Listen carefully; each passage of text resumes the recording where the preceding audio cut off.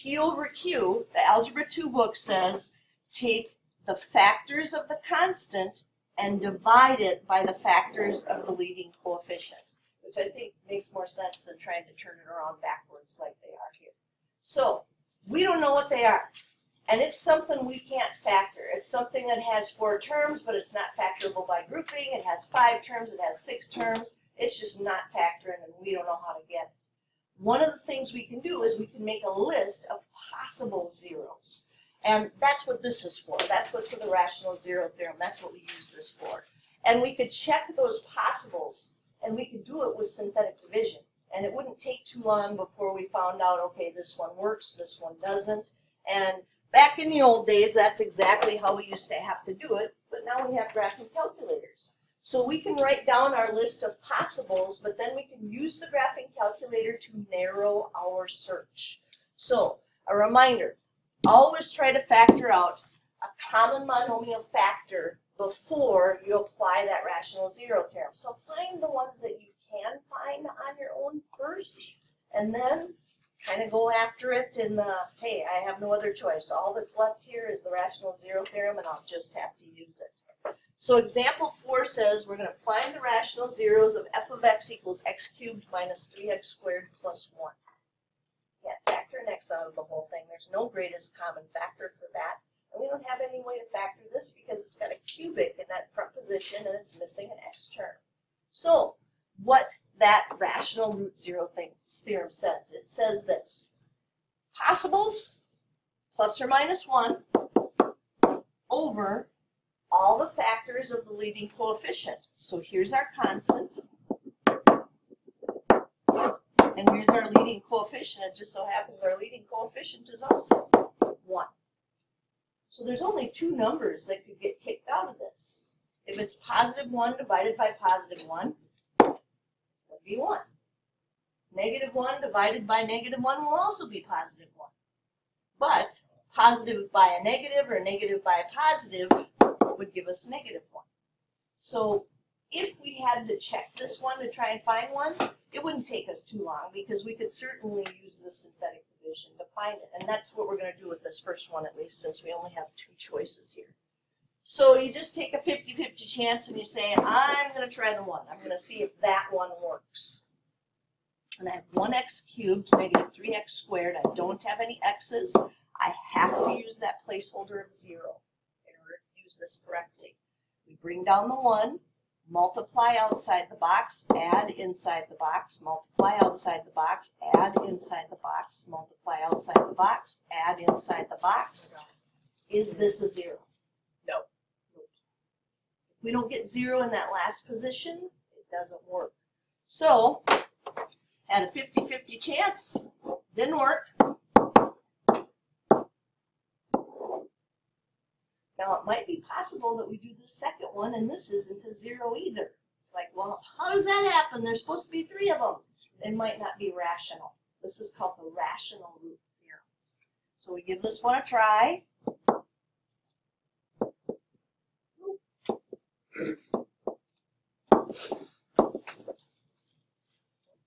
Did we find any? Nope. Doesn't mean there aren't any. It just means there's no rational zeros. So, you do all that, you should be worried. I didn't find any? Wasn't that the whole problem? Wasn't I supposed to find them? Graph it and take a look at it, you know, and see. Use your graphing calculator to find the zeros. You know, there's the function. It has 3 real zeros. Just not rational. It might be like the square root of 2 or the square root of 7 or something like that, but it's just not rational. All right, so this one. Finding the rational zeros again. The constant in the back is negative 2. So it could be a 1 and it could be a 2 because those are the numbers that divide evenly, the integers that divide evenly with 2. The 3 in the front. So now we have more things to check. We know that 1 over 1, that would either give us a 1 or a negative 1. We already did that one before. But then 1 over 3 and 1 over negative 3 would be 1/3 and negative 1/3. And then we have to go through that process with the 2. 2 divided by 1 would be 2. So it could be positive 2, could be negative 2, could be 2/3, could be negative 2/3. Now I like to do synthetic division, and back in the old day, I would have had to do synthetic division with all of those numbers because we didn't have graphing calculators, so we didn't know which ones to try. But now we can use the graphing calculator to narrow down the search. Next. Repeating the one. If you just take any combination of two numbers from this, top and bottom, you'd get plus or minus 1 over plus or minus 1, plus or minus 2 over plus or minus 1. What did you get the ones from originally that you put with plus and minus on them? Oh, that's an integer that divides evenly into those numbers. That's what they're called factors. So anything that divides evenly into those numbers is what we use. So this is the factors of the constant, and this is the factors of the leading coefficient right here. So that would be a lot of them for us to check. It would be. So we would grab the graphing calculator at this point, plug it in, find at least 1 0 to get us started. And it's not cheating because even in AP Calc, well, they don't let you use a calculator for most of them in AP Calc. But they would say you want to narrow that search down, it would be logical to narrow it down by punching this in. 3x to the third plus 4x squared minus 5x minus 2. Zoom 6. So I tried to think, well, what, is looking good here. And maybe, just maybe in my table, if I get it set around 0, I'll see one right away. Ah, 1. That's a good place to start. I'm not going to bother looking for any others. I just needed a starting place. And then I can show all the algebra for all the rest of them. You just need a place to start. So we have 3, 2, 1, 0. We don't need any placeholders this time. Everything's there. We do synthetic to make sure that we get a 0 in that last position. Oh.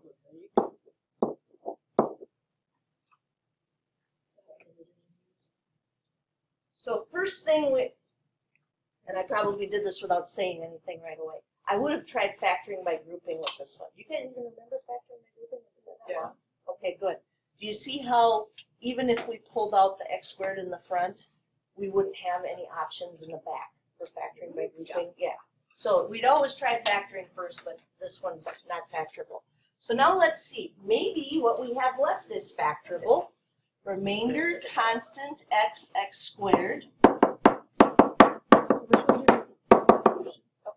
So maybe we can factor it now. So how did we know which one to try next? Like factor it. Oh, we're just gonna try factoring now? Exactly. Once we just want to get this down to where it's something we know how to factor, so we can try to do this algebraically. Now, pretty obviously, we're going to need a 3 and a 1 in those first two positions, and to get a positive 2 in the back and a 7 in the middle, they both have to be positive, and it's 2 and 1. We just have to put them in the right spots in order to get the 7. So 3 times 2 would give us 6, and one more right there. So now algebraically, we can show those other two zeros. 3x plus 1 equals 0, subtract 1, divide by 3. Yes, remember, it's always algebra for as much as we possibly can and verifying with the graphing calculator. For verifying the 0, or we have to show 3x plus 1 x equals negative 1/3. You guys could probably just take it. So now, we've got our 3 zeros, we know where they are, and what we'd want to do is write those rational zeros. So we'd say, this is our 0, 1, 0. What's the first one? Negative 1/3, 0. What was the next one? Negative 2, 0. And if you're thinking, okay, what if my table was set and I saw the negative 2, 0 first, and I did synthetic with negative 2, it's still going to be factorable. It's just going to be a different set of numbers that you have to factor. So work it down to algebra, where you can show as much algebra as possible. So, Yes, Em. if I decided just to keep going with the synthetic, could I do that? Only if it is not factorable.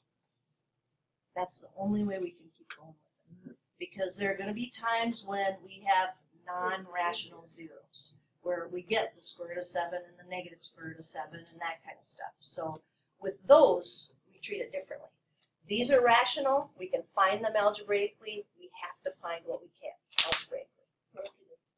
All right, now we're going to write a polynomial function of degree 3 with a leading coefficient of 2. And it's going to have zeros at 5, 4, and negative 1. So we start with what we know. We've done that before, right? We know how to write them. How do we get this so that we can find that polynomial? What do you do with those zeros?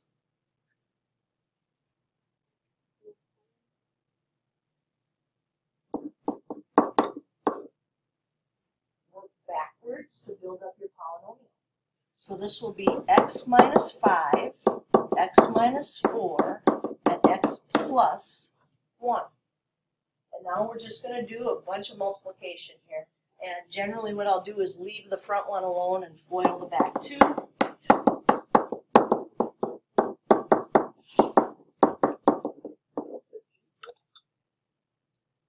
And then do the clamshell distribution, so x times everything in the second set of parentheses. Everybody okay? Sure.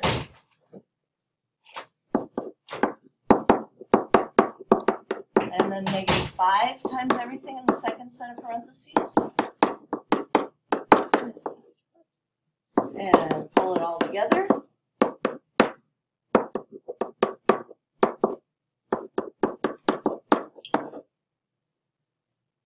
we have one problem. What was the other thing they wanted us to have? A leading coefficient of 2. The good news is it's not a big deal.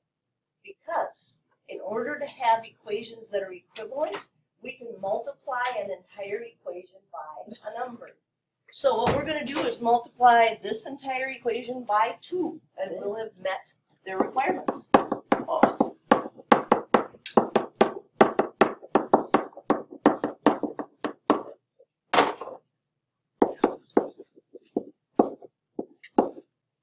So now we have a leading coefficient of 2.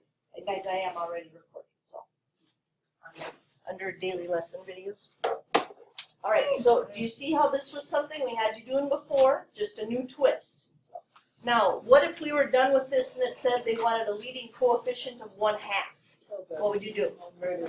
Multiply everything by half, exactly. So you just manipulate it to get what you need for that leading coefficient. That's just the new step to this.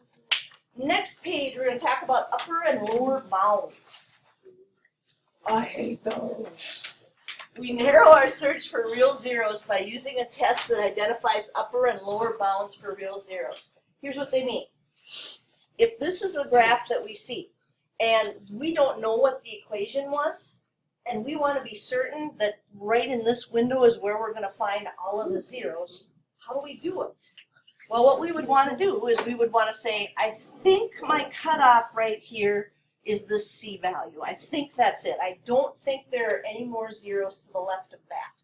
And I think that if I use this D as my cutoff over here on the right, that there's not going to be any more zeros that way.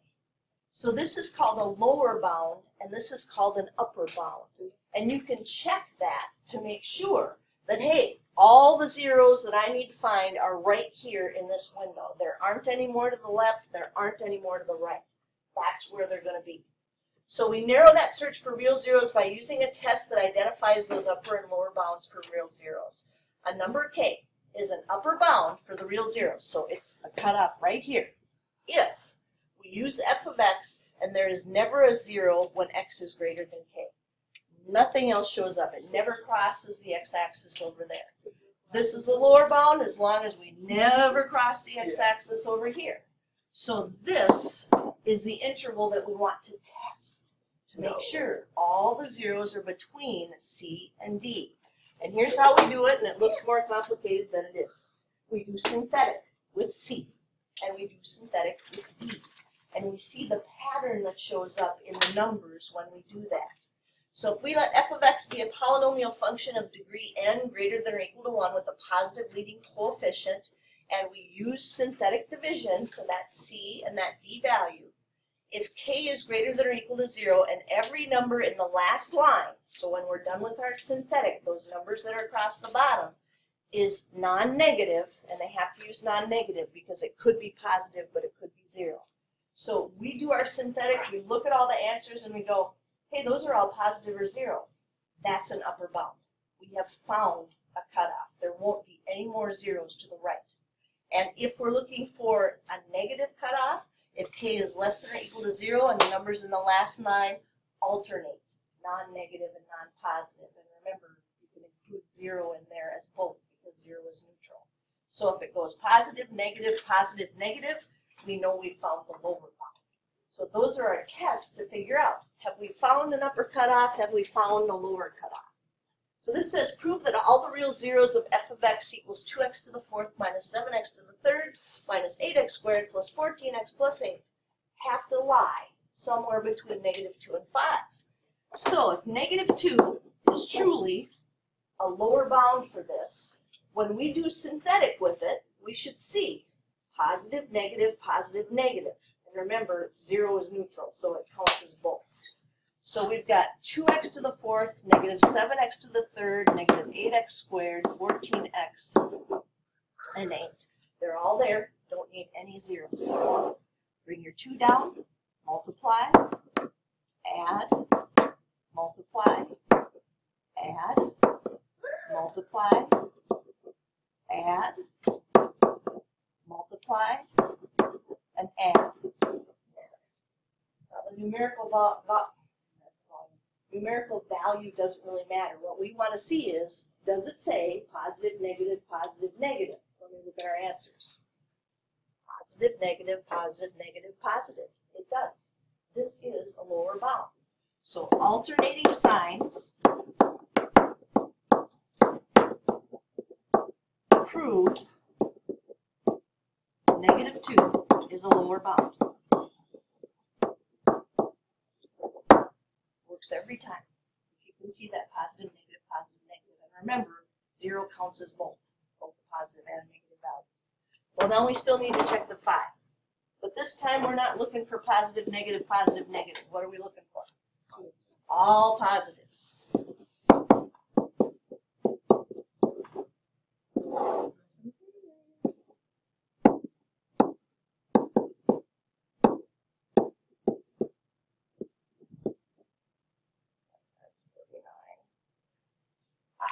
Over here.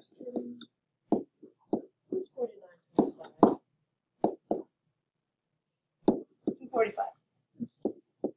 Again, we really didn't need to know that it was 245, right? Because we know this is going to come out positive, but to support our work, we would have that down there. So is that an upper bound? Everything's positive. So all non-negative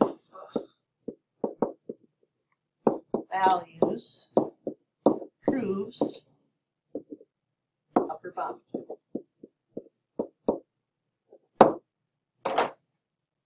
So for the homework, when you get to the stuff where they're just asking you, you know, is this an upper bound, is this a lower bound, what you have to do is be able to do the synthetic and see that, hey, it's positive, negative, and I know for a fact one of your homework problems has the zeros in it. Remember that that kind of counts as both.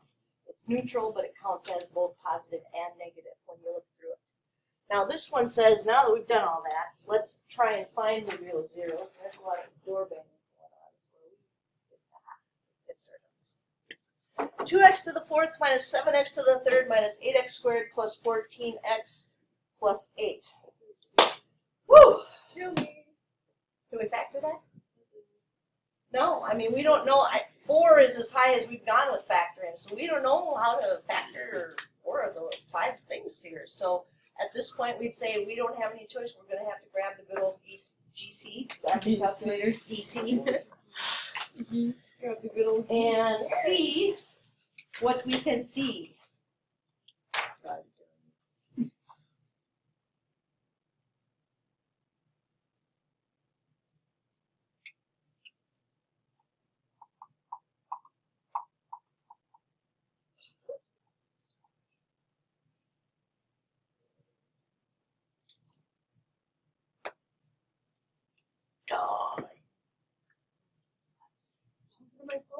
All right, so we take a look at this and we see 2x to the fourth, so how many zeros are there? Supposed to be 4. Does it look like there's 4? No. Yes. Okay, looks pretty good. Let's do second table and let's see if any of these are obvious right away. We got a 4, 0, so let's start there.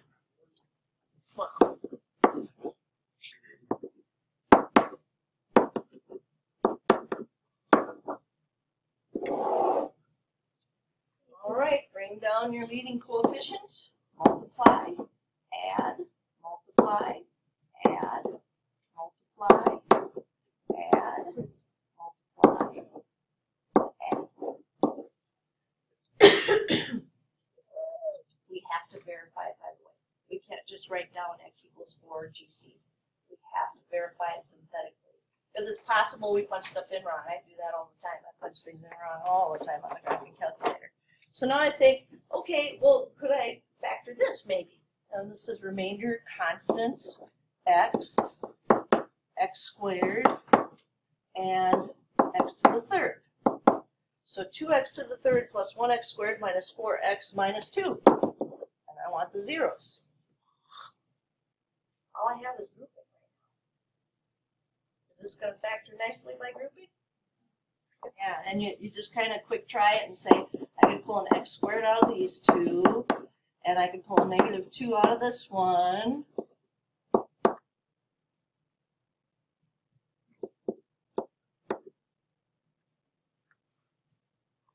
Is it factorable by grouping?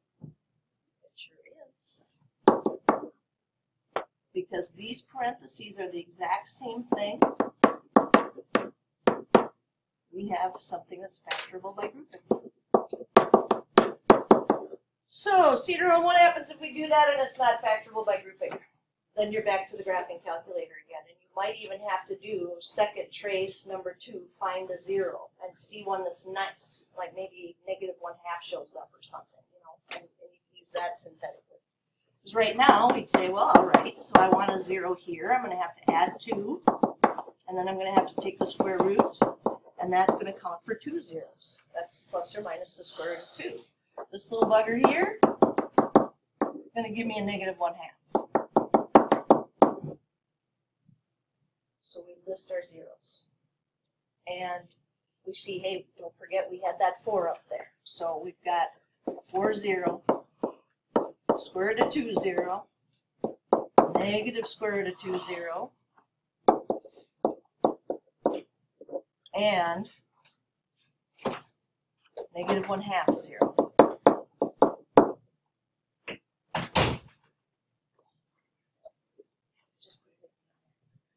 All right, and we see if that's exactly what they wanted. And this one says, find all the real zeros. We found them all. What if, and I think they do this in your homework, what if it said, now write this in factored form. Write this polynomial in factored form. Would you all do that?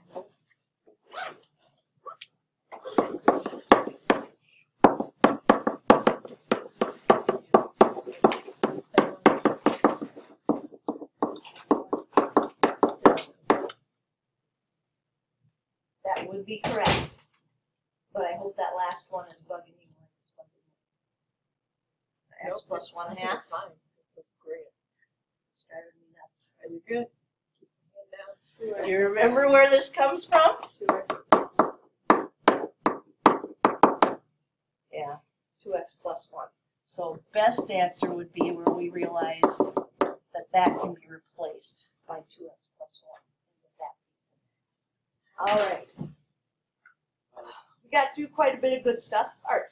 Would the x plus 1/2 be wrong? Or would it be Your more? book takes it. Your book takes it? Would you But want you're a test crazy, taken? so I would. Because I believe, I'm gonna check with Mrs. LaRue and AP Calc, that it is right.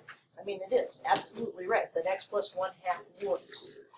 This would be the kind of thing I was talking about before where if you did this, the person grading your paper would go, oh, I'm impressed. You know, they took the extra time to write this in here, but this is right. This is right. All right. I think you're ready for the day 2. or No,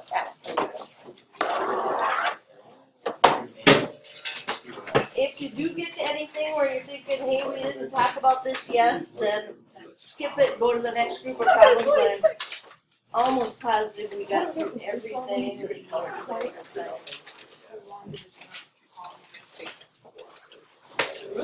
Double check.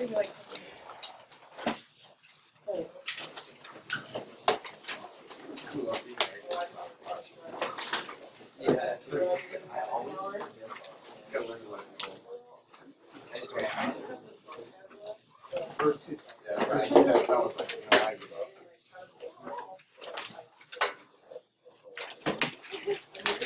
Yep, synthetic is what you need for the bulk of the story.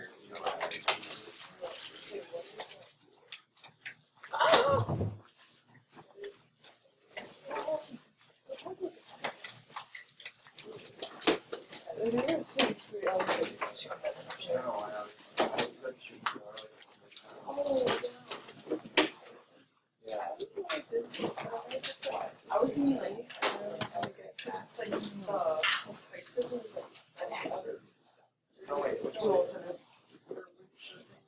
Right here, underneath mode, it somehow got under parabolic. I don't know if you got your functions. I just That's back. Yeah, you're welcome.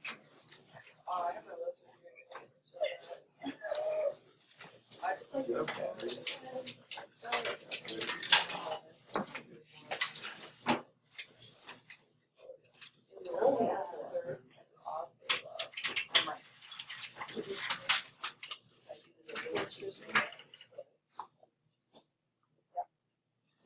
That's right. I'm not. This is the You'll get some advice.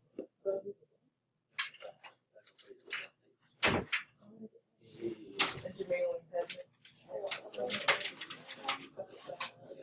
I'm sure it's not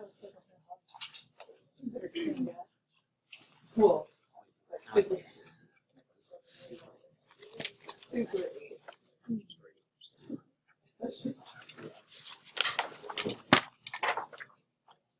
Not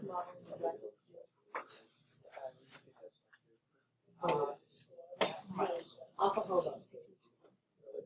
Well, what's that? Oh, it's sewer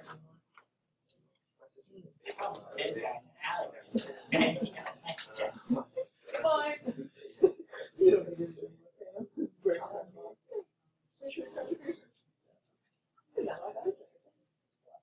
Go over to Swifties it. We do. That's weird stuff going on.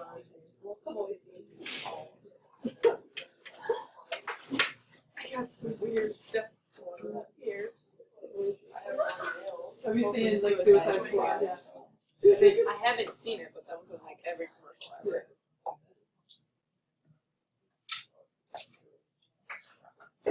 Dads would like my friend would be like the reverse inverted dad. It's like so bad.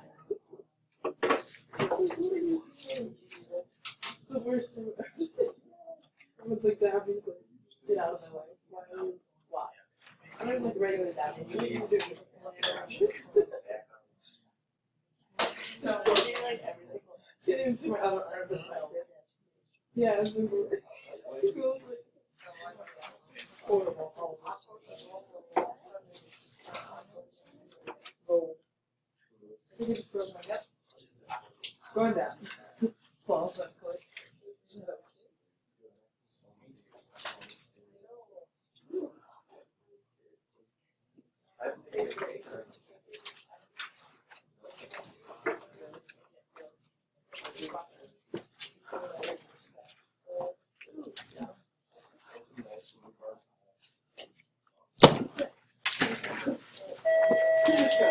Have a good weekend, everybody. Does anyone else remember that movie? You got served. Exactly. It's like HBO special.